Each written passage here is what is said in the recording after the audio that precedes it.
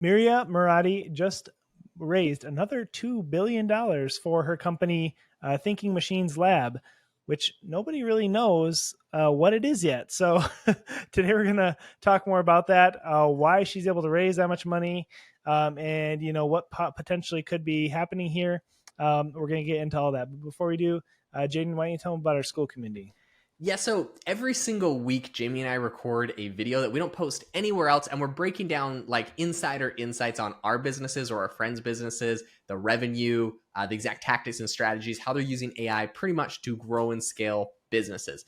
And if this is interesting to you, if you've ever wanted to grow and scale your business with AI, it's $19 a month, and we would love to have you as one of our over 300 members that get on there, share insights, talk about what they're doing. I share revenue numbers, breakdowns of how much money I'm making from things, stuff I don't really share publicly, but it's all in this group, and we would love to have you as a member. This week, we actually recorded a whole video breaking down some insider strategies that somebody I know has used to essentially grow their YouTube channel. There's a new algorithm. I don't want to give away the whole thing, but pretty much they posted a video, got 250,000 views on YouTube. I break down a little bit of how they were able to do that, why, and what you can do to grow with different video platforms, including Meta, and some interesting changes and algorithmic changes over there. So anyways, that's today's video, but every single week we release a video. We have over 50 videos on there. We've been doing this for over a year, so it's an amazing community. We'd love to have you as a part of it, and there's a link in the description to the school community. All right, let's get into what Mira Murati is doing, and also there's some interesting info I feel like on OpenAI that we'll get into. But the first thing I wanted to bring up is just the fact that this is a seed round. She raised $2 billion in a seed round, and I can't sum this up any better than someone commented on her post where she kind of did this announcement, and the comment was so funny that I'll bring it up. But I just first wanted to read a little bit of what she said about what they're doing, because like Jamie alluded to, it's really hard to know what exactly they're doing. This is what she said in her tweet. She said, "We're building multimodal AI that works with how you naturally interact with the world, through conversation, through sight, through the messy way we collaborate. We're excited that in the next couple months, we'll be able to share our first product, which will include a significant open source component and be useful for researchers and startups developing custom models. Soon, we'll also share our best science to help the research community better understand frontier AI systems." Anything stand out to you, Jamie, in that? I mean, honestly, not too much. Open source, I guess. She's making something open source. Doesn't not very many specifics at all. So I'm very impressed at the amount of money that she's able to raise. And if you go to their website too, it's even more cryptic. You go take it line by line, you still will not be able to figure out what's going on here. So it's pretty Yeah, funny. their website is also just as, I mean, I don't even think they have, if you go to their website, they don't even have a favicon, like the little icon in the top of the like bookmark bar of the website. There's no favicon. It's still just generic. It's very, very cryptic, a plain white screen with like basically nothing on it. So it's interesting, but the ability they had to raise $2 billion, and who they raised it from. So like if you look at their if you look at over at their tweet, she says specifically, she says, "To accelerate our progress, we're happy to confirm we raised, led by A16Z with partnership from NVIDIA, Acel, ServiceNow, Cisco, AMD, Jane Street." So like these are major players, and you don't really see companies like NVIDIA investing unless they know they're going to get a good ROI from the GPUs that you're gonna buy from them. Pretty much, so Right. pretty much, NVIDIA invests in all the AI companies that think are going to go somewhere because they know they're going to buy their GPUs. So this is like a really positive signal, and they're only usually able to raise this money. Like she says, we have something coming out in the coming months, which means they already have a demo. So all of these investors, they've essentially shown a demo to. So there is some sort of product that probably exists that's, I mean, evidently pretty cool if they're able to get $2 billion and a $12 million valuation from. So there's probably something there. What it is, very tricky. The only clue we have on this is that in her post, she says, I noticed she said something twice, which is collaborate. She's like, through conversation, through the messy way we collaborate. And then in the next line, she said, Oh, somewhere else in here, she also said collaborate. So like, I feel like collaboration, and I'm just going out on a limb here. Like, imagine if you had like ChatGPT, for example, where you essentially could have multiple like people all in the same thread. So maybe Jamie and I have the same ChatGPT thread where we share it with like 5 other friends. We're all working on a project together, or working on putting together news stuff for this podcast. We ask it questions inside of ChatGPT, and it's like answering us. Like, maybe there's some sort of like collaboration component that's kind of cool. I don't know. That's my like So that's guess a on good it. guess. So that's so kind of like an AI version of Slack, basically, is what you're thinking, like for Yeah, companies yeah. to use. Okay, I think that's. I mean, that could be an interesting idea, especially if you're working on a big project with multiple people and you're using AI heavily. So yeah, that's a good guess. We'll see if you're right. Okay, two funny gems that I just have to bring up from the from the comments on her post over on X. One of them, someone says, "Please honor the nickname everyone uses, Thinky." I don't know why there's a whole bunch of people in the comments that are trying to turn her company Thinking Machines Labs into Thinky as the nickname. So this may be the name we got to report on in the future, Jamie. But another comment that I thought was pretty funny, someone said, due to inflation, $1 million seed rounds are now $1 billion. I mean, it's really like quite astronomical for their seed round to be able to raise $2 billion. Um, and I think their That's pre-seed crazy. was like $1 billion. So they've raised a lot of money. But the truth is, when you're building these foundational models, like, you need a lot of money to train the model, for the data, for the compute, for all of that. So it also signals to me that they've built something very serious. They've been able to train something serious, probably some sort of competitor, some sort of AI model. What it will be able to do is not super clear, but they have a really powerful team. A whole bunch of former coworkers from OpenAI joined her.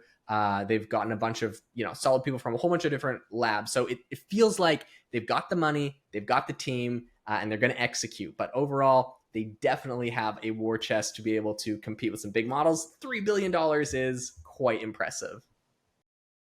Yeah, that's insane. And I mean, I think they must have some kind of a plan to make money at least fairly soon after launch too. I mean, that's the other thing is a lot of these companies, will lose money for years and years until they get a certain user base. But I feel like, man, to raise that much money, they have to have some kind of monetization plan right off the bat. I don't know, which your Slack, your AI Slack theory would support, I suppose. The one thing that I do think is like kind of interesting is I feel like in the last year, well, okay, I just feel like these numbers are getting more and more inflated. Everyone said it was a bubble, and then somehow it just keeps growing. And in the last year, we had some high profile companies do like these sort of exits. So an example of that was like Mustafa Suleyman. He raised $1 billion, first of all. Then he created Inflection, which had its own model.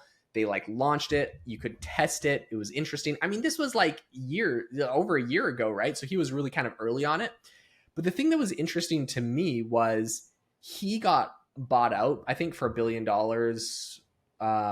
Essentially, like, the money got returned to investors. Everyone got made whole. Maybe it was like a couple billion. I'm not really exactly sure. But like, he's had a tool for a long time.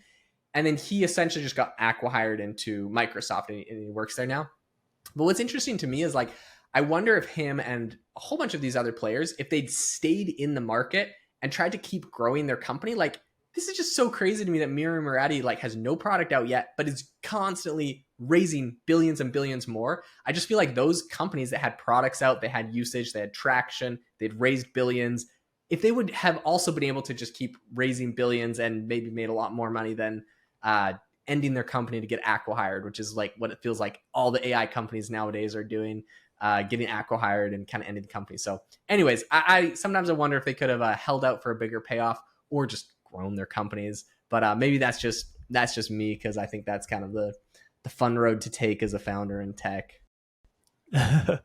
So if you were like a retail investor like me and you don't really have access to some of these um you know seed round type things, what would you be thinking about right now? I guess we shouldn't give investing advice, but what kind of things are you interested in from an investment standpoint, as like a just a normal person? As like, okay, well, completely not investment advice in any way, but I will say one product that I'm interested in conceptually, and I haven't done research, so you can go research it, but Robinhood, if you'll remember, released a product a while back that essentially it allows you to trade paper shares of companies. So they're not real shares; they're private companies, not public companies. So something like SpaceX or OpenAI, you can essentially like buy paper shares that trade against the value of what the company is, and as it increases in value. And this is kind of like a weird thing that OpenAI, like after Robinhood came out with it, it's like Robinhood does not own any shares. They're not real shares. Be careful with what you buy. That's not real. Blah blah. That was like OpenAI said that after Robinhood announced it.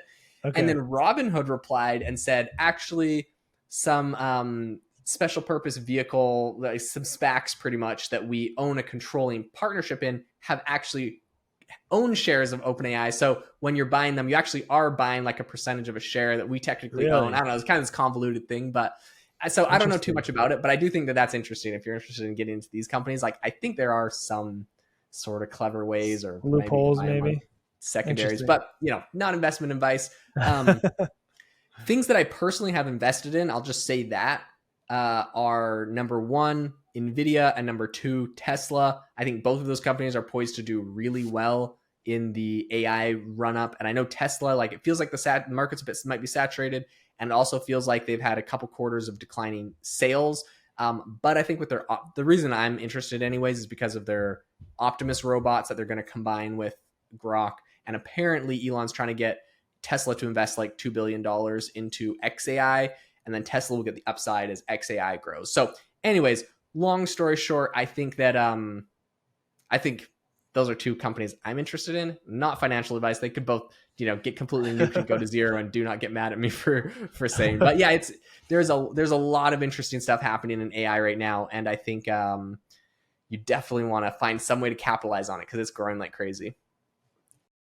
Cool. Yeah. Well, thanks for sharing. I guess I just have, I guess you could call them fantasies of investing in one of these like startups, somehow finding some way and then, hitting it big, but leave it Okay, up to well, I do the, have one more piece of advice for you then, go for it. Jamie, and Yeah, that go is for it. the number one investment you can make is actually in yourself. And the number one way to do that is by joining the AI Hustle School community and getting the resource of over 60 insider videos on how to use AI to grow and scale your businesses. So maybe there's a good Perfect. a good Love it. plug that we did It's not true. set up It's true. ahead of time.